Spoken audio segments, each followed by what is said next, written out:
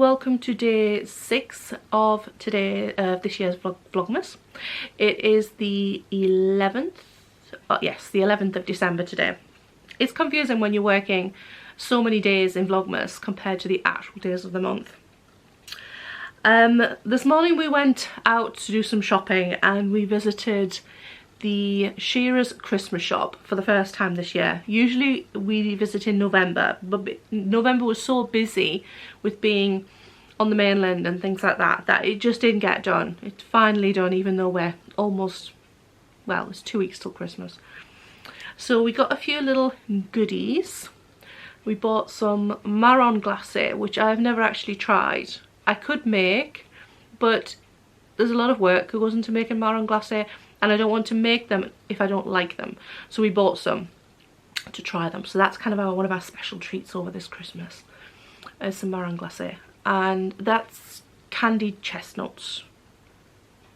I don't know if you can get them stateside, but they are quite a traditional, they're a French thing, but they're a traditional kind of English thing as well. British. I don't know if it's been particularly popular in Scotland, but I remember when I was a child I used to watch Delia Smith's Christmas cookery programme on the TV, because I was a strange child, and when I was around, you know, my tween years, apparently that was great Christmas viewing.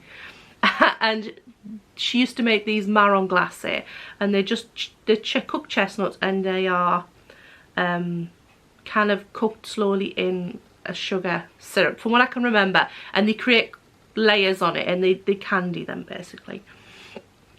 And I thought that was fascinating, but when I was younger I didn't like chestnuts, so I like chestnuts as a grown-up. And we got a few other bits and pieces, a bit more Christmassy goodies for the freezer for over the festive period. Mum won't be here. The current plan is Mum won't be here over Christmas, but she'll be coming over to Orkney sometime between Christmas and New Year. The past few years she's been here for over the New Year period for sort of like a week, 10 days, 2 weeks, that sort of thing. And that's worked out quite well. So we like to make sure we've got plenty of goodies in so that I can make quick snacky teas and things like that. So we got a few bits, we haven't got everything yet. So that was today, and there should be some footage this morning I took en route to shopping, and it was nearly 10:30 and it was still, the sun was barely above the horizon because we live that far north. You wouldn't think, living on an island off the north coast of Scotland, the distance would make so much difference in light compared to, say, when I used to live in the centre of England, in the Midlands. But it makes a huge difference. I'm from the north of England, but I used to live in Derbyshire, so there is a huge difference in the amount of daylight we get in the winter, and we're getting close to the solstice now. But it's just about light to feed the chickens at 9 o'clock in the morning, just about. They have been after 9 o'clock for a few mornings now, and it is pretty much getting dark at 3 o'clock in the afternoon. So we have quite a small window, and in the house, today is not so bad because we have clear skies today, but the past few days it's been very overcast, a lot of black cloud around, and in the house it has basically felt like evening all day. Yesterday was very, very strange. It was one of those days that seemed to extend all day. Or was that Saturday? This is getting confusing now. It may have been Saturday, where it was just, it felt like the whole day just stretched, and you're looking at the clock, think, is it nearly bedtime? Oh no, it's only 4 o'clock in the afternoon. It was very strange. So I've been working on the cardigan since I came home, well, since after lunch. I ripped out the top of the sweater. I picked up the stitches and then I pulled them back off the needle because I can never seem to pick up stitches in a straight line. But this yarn is so grippy that when pulling it out, even when they weren't on the cable, the stitches were just kind of staying in position. So I ripped back to just above the colourwork. As you can see here, there's only a couple of rows because I have knit one decrease row since I picked up the stitches. I'm just starting for a knit row before I start making short rows. So it's looking better so far. There isn't much to show for the two, well, 1 and a bit rows, but the gauge looks closer. I'm not sure if I'm going to be able to show this particularly well. This small, I've got knitting needles hitting the tripod, apologies. This small section here, if it will focus, it wants to focus on my head instead. This small section here has had 2 rows, and you can see the stitches don't look any different here really to the stitches in the colour work. They look closer in size than what they did. I know they're just not showing very well on camera, but they look closer in size to the colour work now than they did when I was knitting on the same size needle with just that white yarn. So that's good. So that's my knitting plans for this afternoon and this evening, is get that finished again and get the collar finished again. I also want to do spend some time on my computer game this afternoon, because I haven't had a chance to really since before I went to Mum's a few weeks ago. I've just been doing the very, very basics on a daily while I've been having my morning cuppa. So I'm going to have some chill and relaxation time while John's on his afternoon shift and the house is nice and quiet, and it's starting to warm up now. We didn't put the front room fire on before we went out, but it's starting to warm up now. So that is my plans for this afternoon, and an easy tea today I think as well. I did buy some fancy fish cakes today, so it might be fancy fish cakes and chips today. Something I don't have to stand and cook. I used to cook everything from scratch when we first moved, well before we moved up here, but when we were first up here for the first years I cooked everything from scratch, absolutely everything.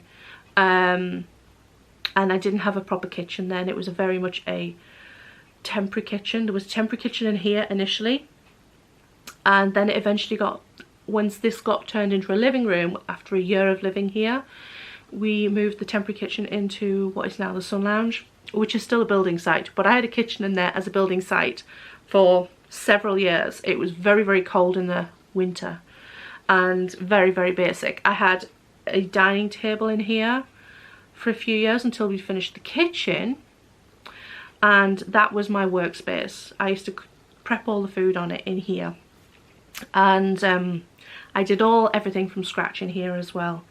And eventually I got burnt out terribly, and the difficulty of cooking on what is basically a camp kitchen. So I decided to be kinder with myself.